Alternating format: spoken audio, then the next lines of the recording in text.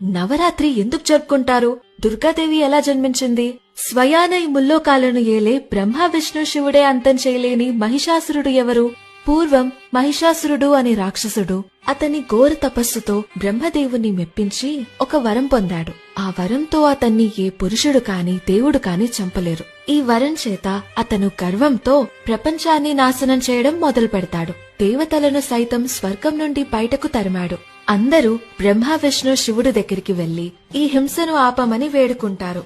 ముగ్గురు కలిసి వాళ్ళ శక్తులన్నీ ఏకం చేసి 10 చేతులున్న ఆదిశక్తి దుర్గాదేవిని సృష్టించారు. ఆమెకి ఆయుధాలుగా విష్ణుమూర్తి తన సుదర్శన చక్రాన్ని, మహాదేవుడైన శివుడు తన త్రిశూలాన్ని, బ్రహ్మ తన కమండలాన్ని, ఇంద్రదేవుడు వజ్ర ఆయుధాన్ని, హిమాలయ పర్వతాలు శక్తివంతమైన సింహాన్ని ఇస్తారు. ఇక దుర్గాదేవి 9 రోజుల పాటు మహిషాసురుడితో భీకరమైన యుద్ధం చేసింది. ప్రతిరోజు మహిషాసురుడు తన రూపాన్ని మార్చుకుని దుర్గాదేవిని మోసం చేస్తూ గాయపరిచేవాడు.